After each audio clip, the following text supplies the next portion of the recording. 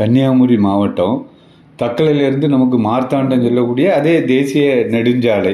அந்த தேசிய நெடுஞ்சாலையில் வந்து பார்த்திங்கன்னா வாழ்வச்ச கோசம் பேரூராட்சின்னு இருக்குது.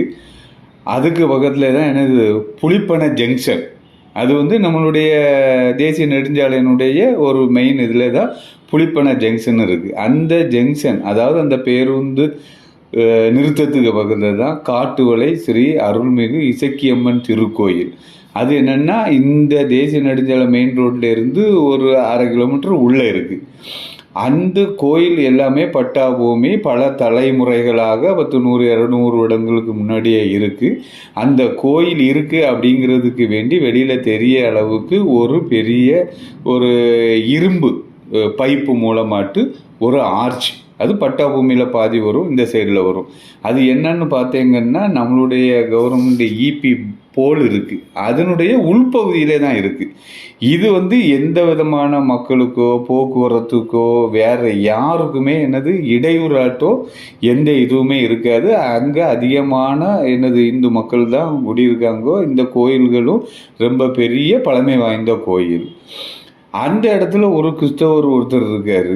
அவர் என்ன செய்யார், உடனடியாட்டு திடீர்னு அவருக்கு இப்போ 10-30 வருஷமாக அந்த பெயர் பலகை இருக்குது.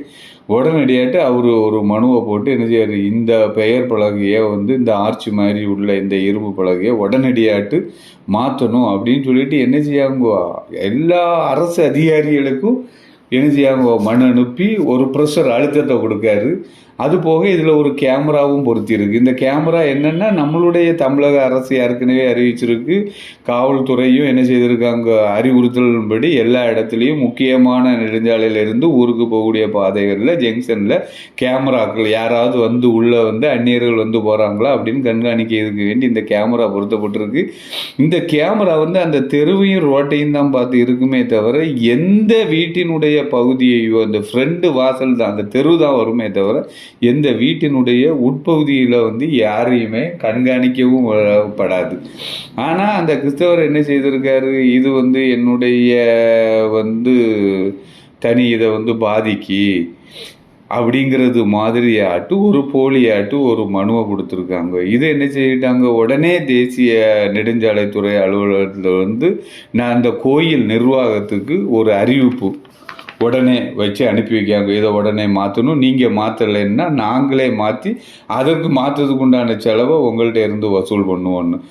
உடனே அந்த அறிவிப்பு கிடைச்ச உடனே ஒரு 2 நாளில் என்ன செய்யாங்க, கோயில் நிர்வாகம் வந்து அனைத்து ஆவணங்களும் வச்சு தகுந்த சான்றுகள் எல்லாம் வச்சு பதில் மனு எந்த அலுவலகத்தெல்லாம் இருந்து வந்துச்சோ, வட்டாட்சியர், கோட்டாட்சியர், எக்ஸிக்யூட்டிவ் ஆஃபீஸர், ஆட்சித்தலைவர் அவர்கள், கண்காணிப்பு அவர்கள், மாவட்டத்தினுடைய கண்காணிப்பு காவல் கண்காணிப்பாளர் அவர்கள் எல்லாத்துக்குமே இவங்க மனு கொடுக்காங்க. அந்த மனுவை வாங்கிட்டு இல்லை ஒரு வாரத்துக்குள்ளாடி அகத்தீர்வேன்னு என்ன சொல்லுவாங்க, தேசிய நெடுஞ்சாலைத்துறையினுடைய அதிகாரிகள் சொல்லுவாங்க. இவங்க கோயில் நிர்வாகத்திலிருந்து உடனடியாட்டு என்ன செய்யாங்க, ஒரு மதுரை உயர் நீதிமன்றத்தில் ஒரு ரிட் மனு தாக்கல் பண்ணுவாங்க. 3 விஷயத்துக்கு வேண்டி. ஒன்று, இது ஸ்டே பண்ணணும், இந்த கேமரா ஒன்று பாதுகாப்புக்கு வேண்டி தான் வச்சுருக்கு, இது பொதுமக்களுக்கு வந்து தெரியறதுக்கு வேண்டி தான் வச்சுருக்கு, இது யாருக்கு எந்த இடையூறும் இல்லை, அதனால இதை அகற்றக்கூடாது அப்படின்னு.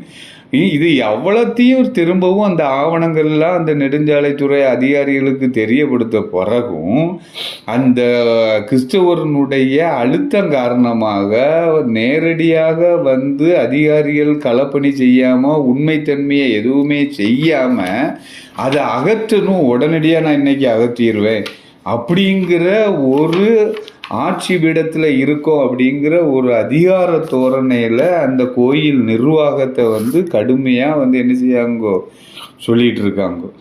இப்போ ஏன் இதெல்லாம் உங்களுக்கு சொல்லுதுன்னா, இன்னைக்கு உள்ள இந்துக்கள், குமரி மாவட்டத்தினுடைய இந்துக்களினுடைய அவல நிலை எந்த அளவுக்கு இருக்குது அப்படிங்கிறத நீங்கள் வந்து இன்னும் விழிப்படையலைன்னா, விழிப்புணர்ச்சி பெறவில்லைன்னா நமக்கு நம்மளை தாண்டி நமக்கு அடுத்தது வரக்கூடிய தலைமுறைகள் வந்து இந்த குமரி மாவட்டத்தில் வாழவே முடியாது அப்படிங்கிற ஒரு காலகட்டத்துக்கு சூழ்நிலைக்கு போயிடும்.